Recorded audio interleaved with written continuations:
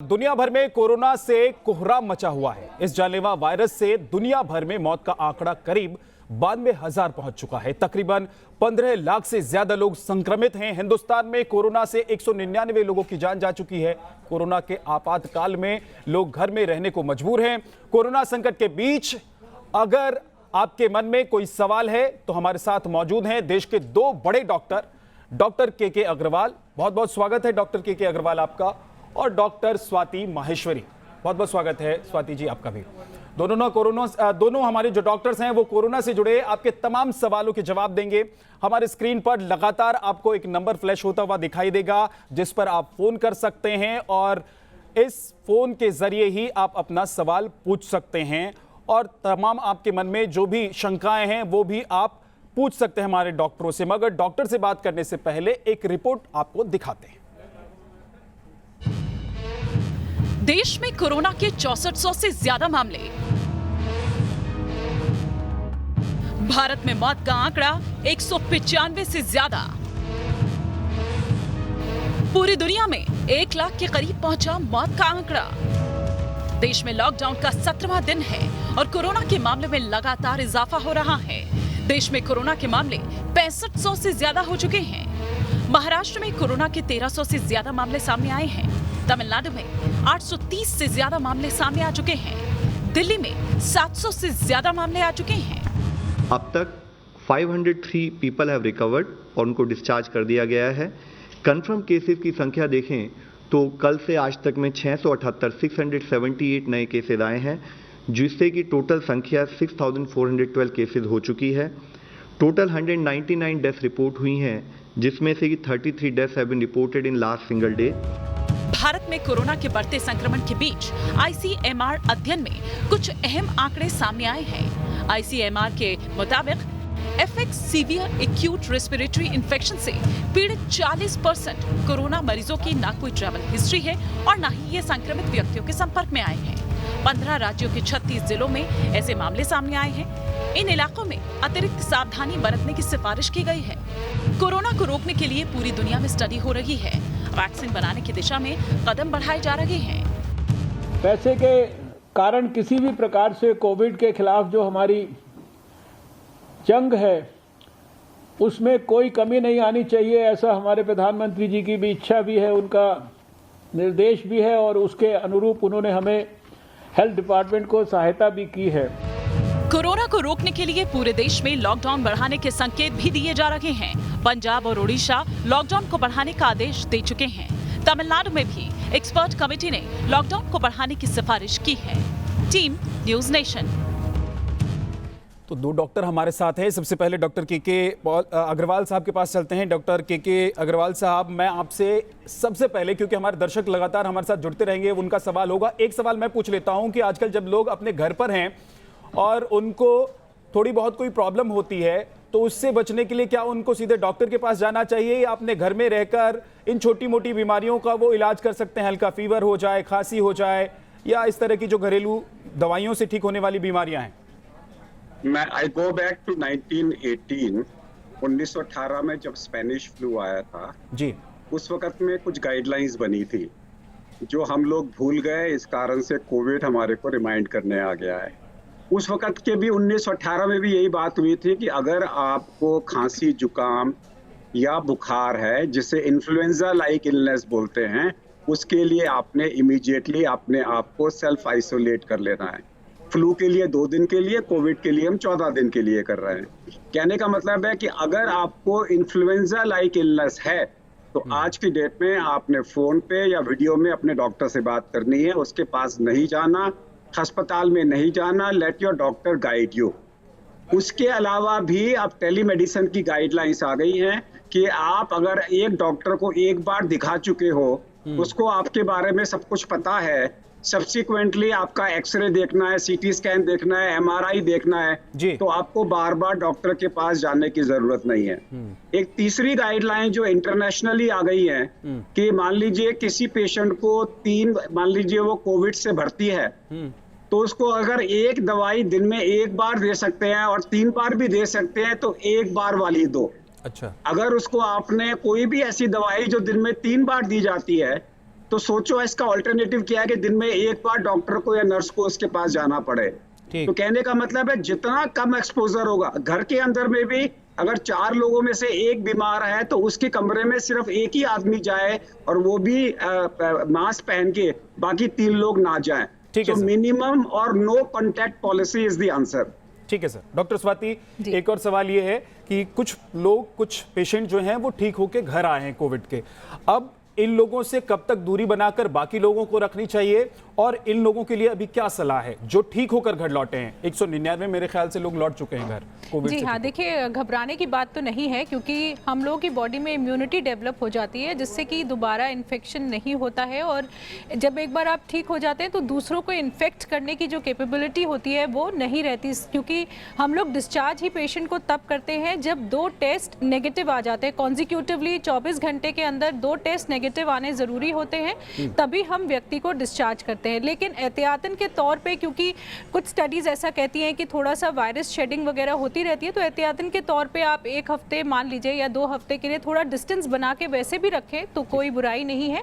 लेकिन ऐसे डरने की कोई बात नहीं, क्योंकि 2 टेस्ट नेगेटिव होने के बाद ही पेशेंट को डिस्चार्ज किया जाता है। मधुकर हमारे साथ महाराष्ट्र से जुड़ गए हैं। मधुकर, क्या जानना चाहते हैं आप, क्या सवाल है आपका?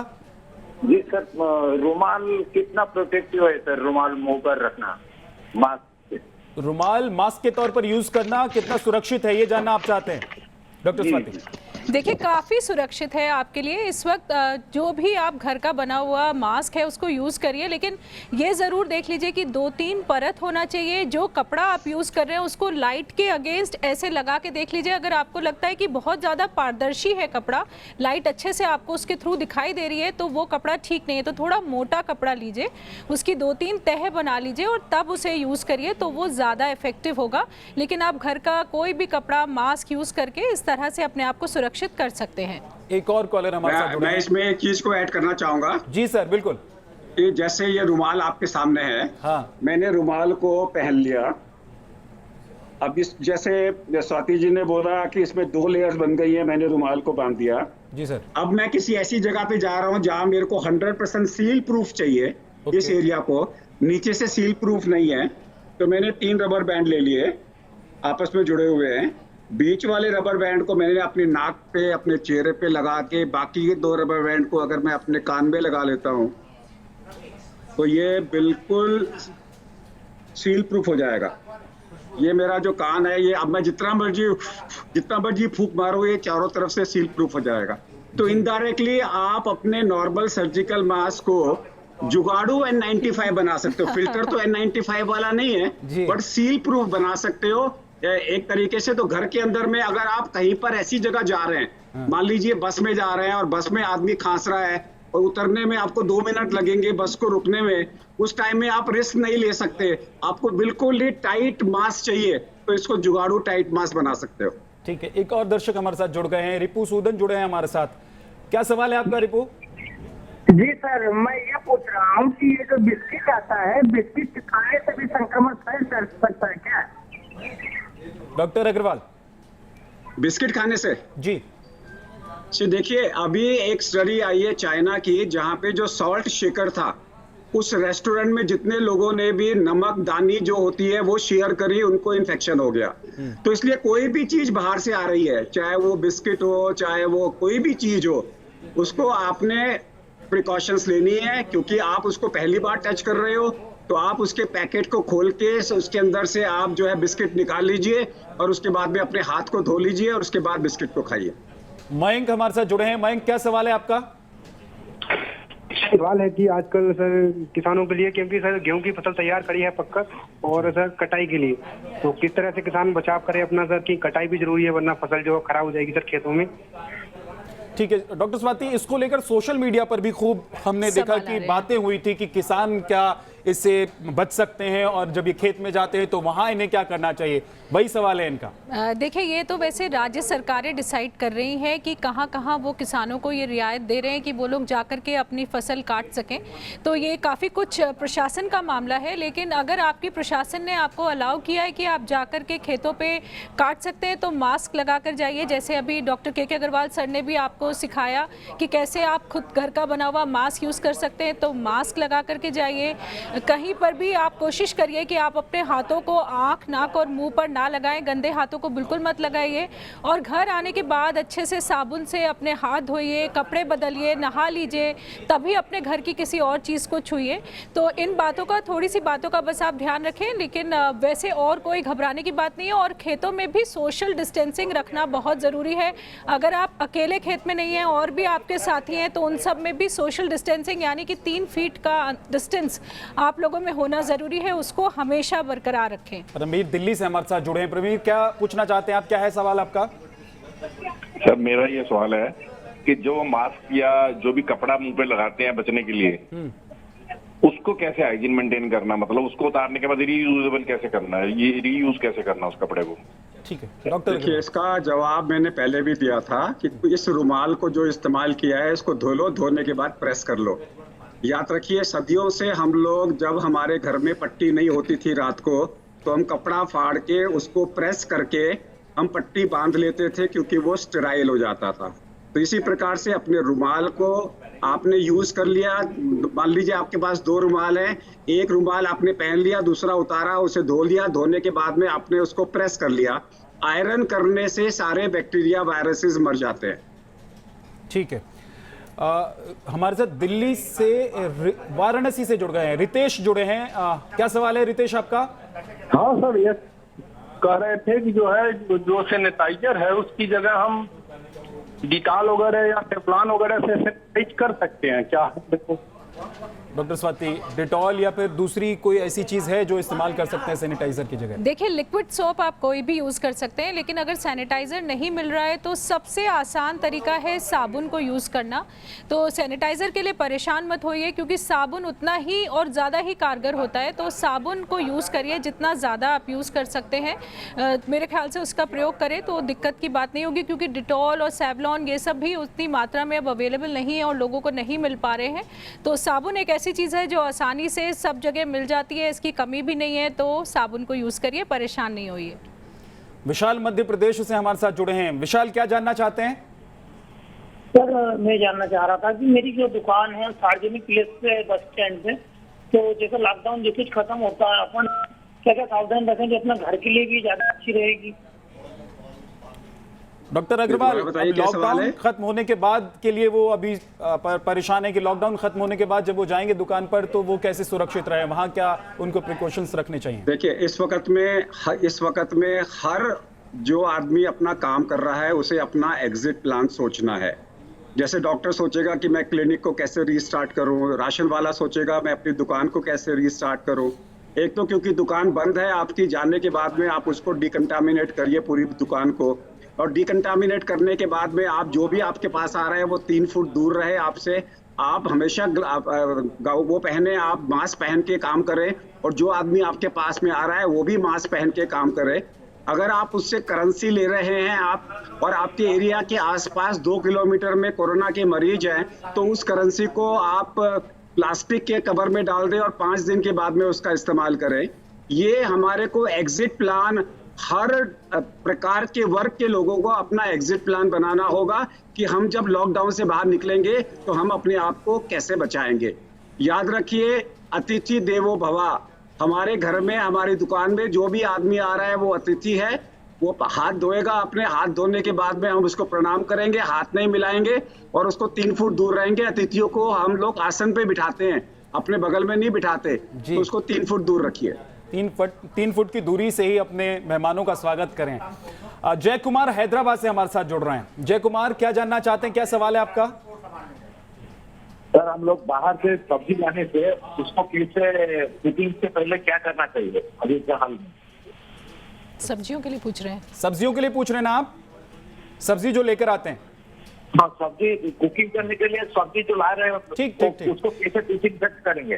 देखिए जय कुमार जी, सबसे पहले तो जिस बैग में आप सब्जियां लाते हैं तो पहले उस बैग को घर के बाहर ही रख लीजिए या किसी कोने में रख लीजिए और अपने सामान को किसी और बैग में ट्रांसफ़र कर लीजिए। जो आप बाज़ार से सामान ला रहे हैं, अगर आप उसे 1 दिन के लिए छोड़ सकते हैं बिना यूज़ करे तो 1 दिन के लिए छोड़ दीजिए, उसके बाद अगले दिन से उसे यूज़ करिए। और उसके बाद सब्जियों और फलों वगैरह को अगर जब आप बहते हुए पानी में अच्छे से रगड़ रगड़ करके धो लें।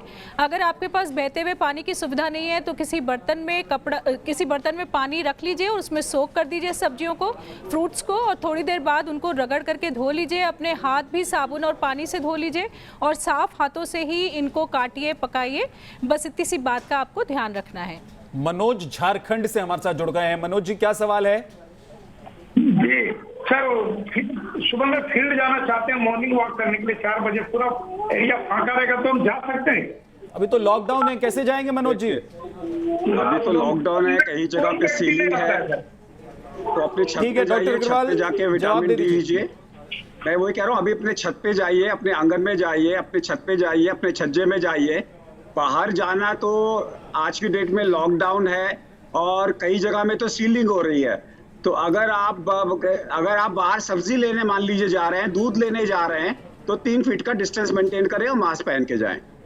आजकल दरअसल डॉक्टर स्वाति, लोग ये भी देख रहे हैं कि पार्क में कोई होता नहीं है, और घर के आसपास अगर आपका पार्क है तो उस पार्क में जाकर आप चाहते हैं कि कुछ वक्त अपने घर से बाहर निकलकर बिता लें, लेकिन क्या ये सुरक्षित है? क्या किसी पार्क में जाकर घूमना, टहलना या बैठना ये सुरक्षित है क्या? देखिए, सुरक्षा का सवाल नहीं है क्योंकि हवा में कोरोना वायरस नहीं फैलता, लेकिन बात यह कि अगर हर व्यक्ति ऐसे सोचने लगे कि हम पार्क में जाकर टहल लें तो वापस उतनी ही भीड़ हो जाएगी। और नियम सबके लिए बराबर हैं, किसी के लिए कोई भेदभाव नहीं है। प्रधानमंत्री जी ने बोला है मुझ तक पे लागू होते हैं ये नियम, तो इसलिए किसी को भी अलाउड नहीं है। यहाँ पर ये नहीं कह सकते कि एक व्यक्ति चला जाए दूसरा ना जाए, किसी को भी नहीं जाना है। सभी के लिए दरवाज़ा ही आपकी लक्ष्मण रेखा है, उसके अंदर ही आपको रहना है। केवल एसेंशियल कमोडिटीज के लिए आप बाहर निकलिए, इमरजेंसी के लिए बाहर निकलिए, और सीलिंग वाले एरियाज में तो आप उसके लिए भी अब नहीं निकल सकते हैं। पुलिस पिटाई भी कर देती है, इसलिए घर में आप रहेंगे तो ज्यादा सुरक्षित रहेंगे कोविड-19 से भी और पुलिस से भी, पुलिस के एक्शन से भी। हमारे साथ इफ्तिखार जुड़ गए हैं। इफ्तिखार, क्या सवाल है आपका? Yes sir, good evening sir. Good evening जी, सवाल पूछिए। सर मेरा ये सवाल है, जो पैसे का ट्रांजैक्शन है वो सर बंद नहीं हो रहा है, मैन टू मैन टच हो रहा है सर वो पैसा। हाँ, वो तो हो रहा है, लेकिन उसका जवाब अभी डॉक्टर अग्रवाल ने दिया। डॉक्टर अग्रवाल, एक बार फिर से आप कुछ सलाह देना चाहेंगे?